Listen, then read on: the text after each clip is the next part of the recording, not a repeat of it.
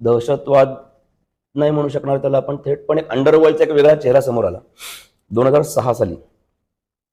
14 August 2006 सागर सहानी म्हणून एक मुलगा होता, ज्याचं किडनॅपिंग झालं. ज्या किडनॅपिंगमध्ये थेट दाऊद गँग इन्व्हॉल्व होती. 14ला किडनॅपिंग, 15 तारखेला फोन येतो.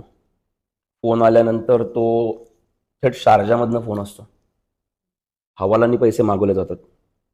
थुरिया नावाचं एक हे आहे आपल्याकडे बांगलादेश आणि त्या तिकडे, तिथनंतर सॅटेलाइट कॉल झाले. त्याला किडनॅप करणाऱ्यांमध्ये लोढा म्हणून एक जण होता, जो त्याच्या सागरच्या वडिलांचं एक स्पेअर पार्टचं दुकान होतं कारचं, कासारवाडीमध्ये. त्याच्या दुकानाला लागून असलेल्या दुकानदाराची 2 मुलं, त्यातला एक जण काही कारणांसाठी शारजाला गेला होता.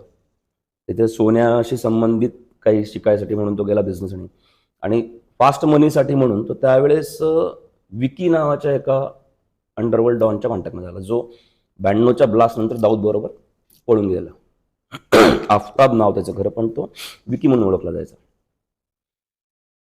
तर ह्यांनी अशी लोक हेरली होती आणि त्यांनी ऑलमोस्ट सगळ्या परिसरामध्ये चालू केलं होतं की मोठे व्यापारी किंवा वेल नोन लोक ह्यांच्या मुलांना किडनॅप करायचं, पैसे घ्यायचे, सोडायचं किंवा काय.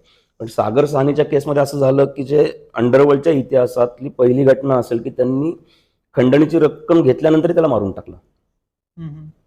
आणि एक असं म्हणतात की बाबा, बऱ्याच आपण पिक्चरमध्ये वेब सिरीजमध्ये बघतो की बेईमानी के धंदे में ईमानदारी बहुत जरुरी होती वगैरे, असे डायलॉग्स आपण बघतो. आणि ते कुठेतरी थोडंफार तसं आहे की पैसे घेतले की सोडून द्यायचं, हे आजपर्यंत होत होतं पूर्वी.